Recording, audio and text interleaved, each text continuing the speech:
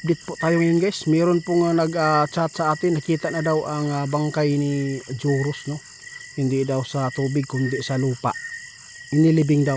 Ngayon, nandito tayo sa ating mga kaibigan. Itanong natin kung totoo ba ito palita na chinachat po ni Ate Divi Sigubia. Kaya nandito ako guys para itanong kung totoo baka scam naman po ito para lang makapaghatak ng views. Kaya nandito tayo guys, tugunan natin. Sa lahat po ng mga makapanood sa atin, sana hindi kayo magalit kasi tinutugunan ko lang po ito dahil po marami pong nag-chat sa atin. Ngayon ko lang po ito tutugunan dahil po kilalang kilala po na kaibigan. Tingnan nyo guys, oh.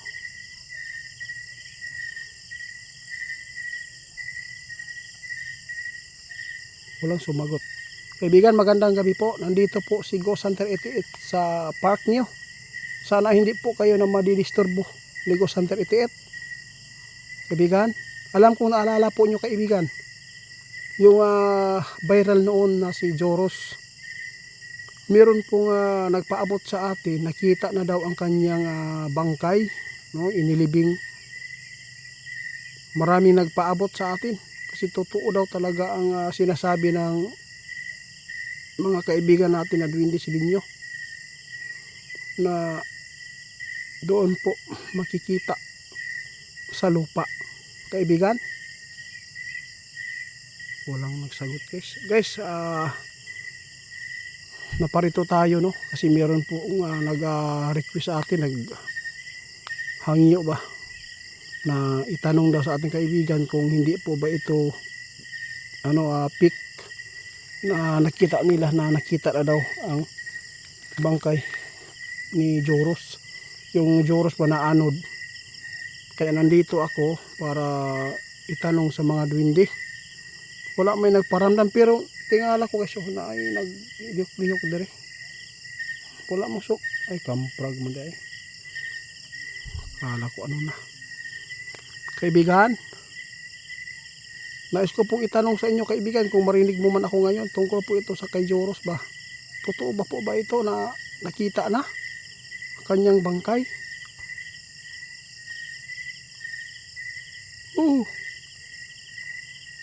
Guys, abangan na lang po ninyo. Parang busy siguro mga kaibigan natin. Wala tayong magagawa kung ganito man ang ating pagpunta dito. Walang duwende. Baka meron po silang ginagawa doon sa kanila. Sa lahat po ng mga taong magre-request sa atin, salamat po sa inyo din.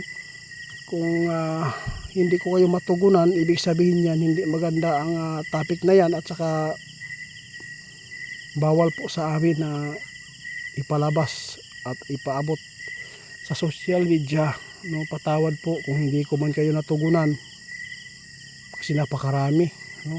Pasensya na po kayo. Ngayon sinubukan ko itong puntahan para po masagot ko ang inyong mga request sa atin tungkol po sa katawan ni Joros na nakita daw.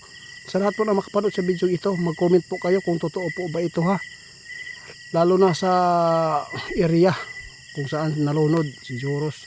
Pwede kayong mag-comment po doon kung totoo bang nakita na ba ang katawan ni Joros na inilibing talaga daw. Kaya salamat na lang, hanggang dito na lang. Ako ay lubos nagpapasalamat. Shout out pala kay Ma'am Joanne TY, Mama Gina Cook, salamat po. Ma'am Rosil Barber, at saka si Robert Gonzales, Bro Jandigia, Wilbert Lagari, salamat po sa inyo. Maraming salamat sa inyong pagsuporta. At saka si Ate Sumili, no, salamat sa lahat ng hindi ko mababasa, no. Salamat Ate Nora, Sir Joey, salamat po. Hanggang dito na lang muna guys. Wala tayong nakausap ngayon. Himala. First time kong pang ilan ba tayo dito na pagpunta na hindi natin nakakausap ang mga kaibigan. Napaka-importante siguro. Uwi na lang tayo guys.